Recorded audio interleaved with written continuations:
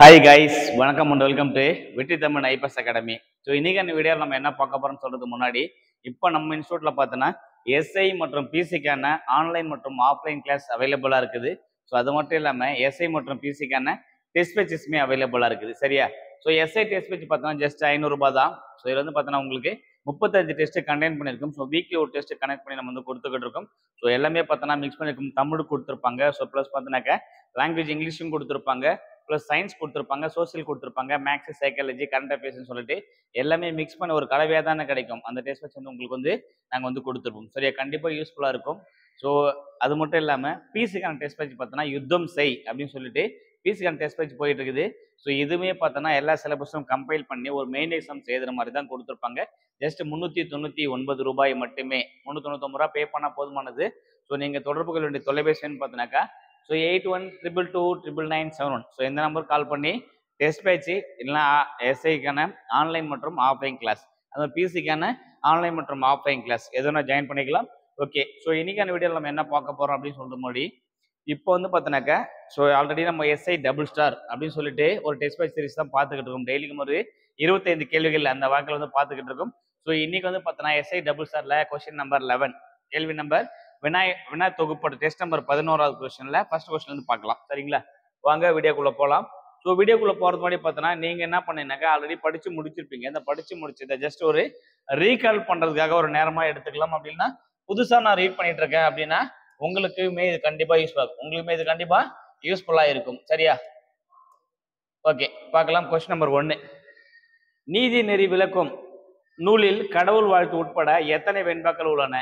நீதி நெறி விளக்கும் அப்படின்னு கொடுக்கும்போது 100 + 2 102 வெண்பாக்கள் உள்ளன. 102 வெண்பாக்கள் என்பது சரியான விடை. அடுத்த கொஸ்டின் போலாம். கொஸ்டின் நம்பர் 2, ஆலங்குடி சோமு தமிழ்நாடு அரசின் எந்த விருதை பெற்றுள்ளார்? தமிழ்நாடு அரசின் எந்த விருதை பெற்றுள்ளார் சொல்லும்போது கலை மாமணி விருதை பெற்றுள்ளார். கலை மாமணி ஆலங்குடி சோமு என்பது சரியான விடை. ஓகே, அடுத்த கொஸ்டின் போலாம். கொஸ்டின் நம்பர் 3, இயற்கை ஓவியம் என்று அழைக்கப்படும் நூல் எது? இயற்கை ஓவியம் என்று அழைக்கப்படும் நூல் எது? இப்போ வந்து என்ன பண்ணுங்க, ஒரு அழகான ஓவியம் 10 பேர் தேவை. அப்ப 10 கை அப்படின்னு சொல்வது 10 பாட்டு, 10 வரல தான் ஓவியம் வரைய முடியும். அப்ப 10 பாட்டு அப்படின்னு எடுத்துக்கலாம்.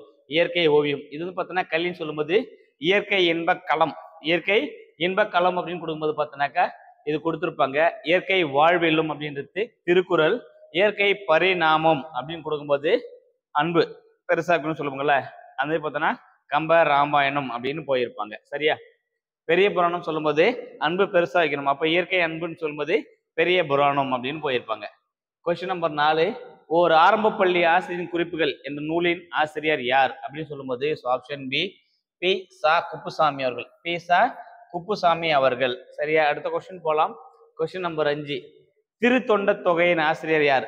திருத்தொண்ட தொகையின் ஆசிரியர் யார் அப்படின்னு சொல்லும்போது ஆப்ஷன் பி, நம்பியூரார் என்பது சரியான விடை. Option B, Nambiyurar is right answer. சரிங்களா? அடுத்த கொஸ்டின் போலாம். கொஸ்டின் நம்பர் 6, கலித்தொகையை தொகுத்தவர், கலித்தொகையை தொகுத்தவர் யார் அப்படின்னு சொல்லும்போது ஆப்ஷன் சி, நல்லாந்து உணர். ஆப்ஷன் சி, நல்லாந்து உணர் என்பது சரியான விடை. கலித்தொகை ஆப்ஷன் சி, நல்லாந்து உணர் தொகுத்தவர். கொஸ்டின் நம்பர் 7, கலை அழகு மிகுந்த மண்கலன்கள் கண்டுபிடிக்கப்பட்ட இடம். கலை அழகு மிகுந்த மண்கலன்கள் கண்டுபிடிக்கப்பட்ட இடம். ஸோ நம்ம எல்லாம் நினைச்சிருப்போம் மதுரை கீழடி, இல்லை வந்து பார்த்தோன்னா தூத்துக்குடி ஆதிச்சநல்லூர், இல்லை திருவை அப்படின்னு எடுத்துருவோம். ஸோ ஆனால் கிடையாது. Sembiyan Kandiyur, Sembiyan Kandiyur is right answer. So option D என்பது சரியான விடை. அடுத்த கொஸ்டின் போலாம். கொஸ்டின் நம்பர் 8, கன்னிவாடி ஸ்ரீரங்கராயன் சிவகுமாரின் சொந்த ஊர் எது? கன்னிவாடி ஸ்ரீரங்கராயன் சொந்த ஊர் எது அப்படின்னு சொல்லும்போது ஆப்ஷன் பி, திருப்பூர் என்பது சரியான விடை. Belongs to Tiruppur. அடுத்த கொஸ்டின் போலாம். கொஸ்டின் நம்பர் 9, தவறான இணையை தேர்ந்தெடு. நிலைமொழியும் வறுமொழியும் இணையும் பொழுது, நிலைமொழியும் வறுமொழியும் இணையும் போது ஓர் எழுத்து வேறு எழுத்தாக மாறுவது விகார புணர்ச்சி அப்படின்னு போயிருப்பாங்க. இது தவறு, இது தவறானது. ஸோ இது பார்க்கலாம். நிலைமொழியில் இறுதி எழுத்து உயிர் எழுத்தாக இருந்தால் அது உயிர் ஈற்று புணர்ச்சி எனப்படும். உயிர் என்ன பண்ணுது? நீர்த்து அந்த சேர்த்து கூட சேர்ந்தப்ப இது கரெக்ட், இது கரெக்டு. நிலைமொழியும் வறுமொழியும் எந்தவித மாற்றம் என்று புனைவது இயல்பு புணர்ச்சி. இதுவும் கரெக்ட். நிலைமொழியும் வறுமொழியும் இணையும் பொழுது ஒரேத்து மறைவது கெடுதல் விகாரம். என்ன ஆயிடுச்சு? கெட்டு போறது மறைஞ்சு போறதால கெடுதல் கொடுத்துருப்பாங்க. ஒரேத்து வேற ஏத்தா மாறினது வந்து தோன்றல் புணர்ச்சி, விகார புணர்ச்சி கிடையாது. ஸோ அப்ப வந்து பார்த்தோன்னா நமக்கு ஆன்சர் வந்து பார்த்தோன்னா தவறானது. இதுதான் தவறான விடை, ஆப்ஷன் ஏ. அடுத்த கொஸ்டின் போலாம். கொஸ்டின் நம்பர் 10 பொறுத்துக. பாடி முடித்தான். பாடி என்னாச்சுன்னு தெரியல. அப்படின்னா ஆயிடுச்சு அங்க வினை எச்சமா நிக்குது. அப்ப வினை எச்ச தொடர். ஸோ 1க்கு நேரம் 3, 1க்கு நேரம் 3ன்னு வரும். அடுத்து வென்றான். வென்றான் ஜெயிச்சுட்டான். ஜெயிச்சுட்டான் அப்படின்னா ஆயிடுச்சு வினை முடிஞ்சு போச்சு. அப்ப வினை முற்று. வினை முற்று 3 4. ஸோ 3 4 முடிஞ்ச உடனே முடிஞ்சு. So answer option A is right answer. Karkuzhali படித்தால். கார்குழலின்றது பார்த்தீங்கன்னா ஒரு பெயரை குறிக்கிறது. பெயரை குறிச்சு அது வந்து பார்த்தீங்கன்னா பெயர் தொடர் இல்லை எழுவாய் தொடர். எழுவாய் தொடர் அப்படின்னு போயிருப்பாங்க. பெயருக்கு அப்புறம் தொடர்ந்து வரத்தால் இது எழுவாய் தொடர். ஸோ இப்போ 1. அடுத்து புலவரே வருக. புலவரே வருக அப்படின்னு கூறுவோம். அப்ப என்ன பண்ணுங்க விழித்தொடர். ஸோ அப்ப 3 4 1 2 இஸ் ரைட் ஆன்சர். அடுத்த கொஸ்டின் போலாம். Question number 11. தொகா நிலை தொடர் எத்தனை வகைப்படும்? தொகை 6, தொகா 9. தொகை 6, தொகா 9. ஸோ ஆப்ஷன் பி 9 என்பதே சரியான விடை. இது வந்து பார்த்தோன்னா தொகை நிலை தொடர். தொகை 6, தொகா 9. Question number 12. தவண்டை என்பது. தவண்டை அப்படின்னா பெரிய உடுக்கை. தவண்டைனா பெரிய உடுக்கை என்பது பொருள். ஸோ ஆப்ஷன் பி தவண்டை பெரிய உடுக்கை என்பது சரியான விடை. அடுத்த கொஸ்டின் போலாம். Question number 13. சரியான இணையை தேர்ந்தெடுக்க. பஞ்சமகா சப்தம் வேங்குடல் தப்பு. குடமுழா கஞ்சக்கருவி தப்பு. ஜால்ரா அப்படின்றது பாண்டியல்னு சொல்லுவாங்க. சால்ரா அப்படின்றத பாண்டியல் அப்படின்னு நினைப்பாங்க. இது கரெக்ட். இதுதான் சரியான இணை. So option C is right answer. அடுத்த கொஸ்டின் போலாம். Question number 14. தவறானதை தேர்ந்தெடு. எது இப்பதான் தப்பா மேட்ச் ஆகுது அப்படின்னு கேட்கறாங்க. இயற்கை அன்பு. அன்பு வச்சு எப்படி வைக்கணும்? பெருசா வைக்கணும். அப்ப இது கரெக்டா தாங்குது. இயற்கை தவம். தவம் என்பது பார்த்தோன்னா கம்பராமாயணம் தவம் கிடையாது. இயற்கை தவம் கம்பராமாயணம் கிடையாது. இயற்கை வாழ்விலும் திருக்குறள். இது கரெக்ட். இயற்கை இன்ப களம். களத்துல பார்த்தோன்னா களி போட்டு என்ன பண்ணுவாங்க? களத்துல தட்டில் போட்டு சாப்பிடுன்னு கொடுத்துருப்பாங்க. ஸோ இதெல்லாம் கரெக்ட். இது மட்டும் தானே அது தவறானது. கம்பராமாயணம் சொல்லணும்னு இருப்பாங்க.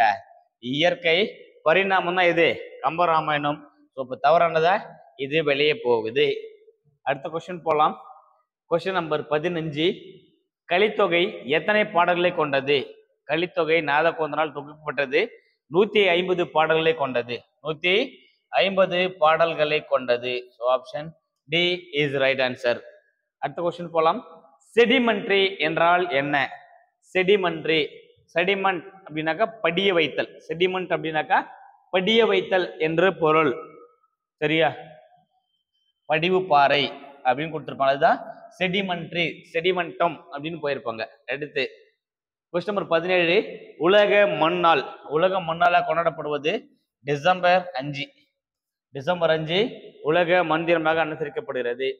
Question number 18.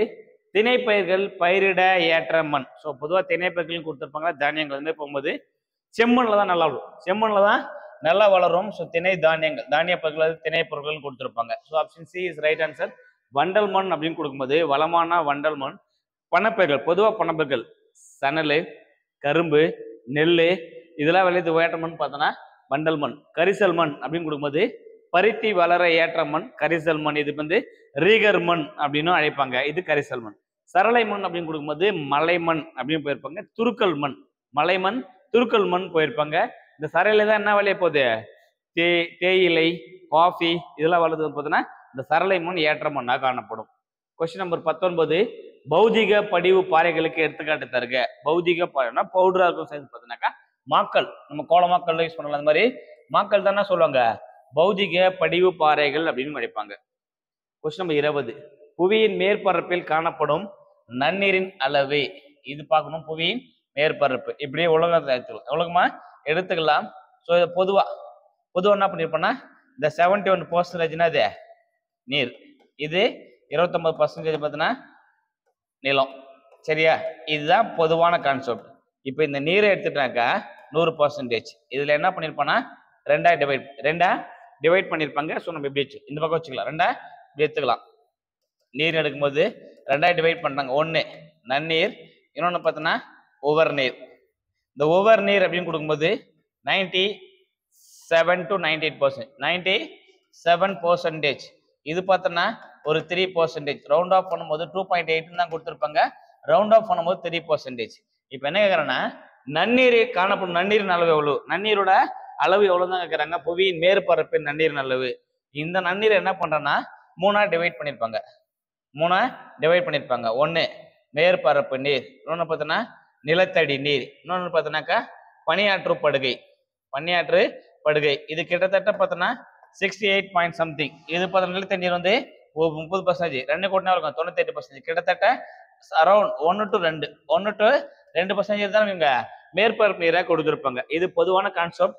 இங்க என்ன போயிருப்பான்னு பார்த்தோன்னா புவியின் மேற்பரப்பு, அதாவது புவியில காணப்படும் நீர்ல நன்னீர் அளவு எவ்வளோன்னு பார்த்தோன்னா so option A 2.8% is right. 2.8 என்பது சரியான விடை. அடுத்த கொஸ்டின் போலாம். காற்றின் வேகத்தை அளவிட பயன்படும் கருவி.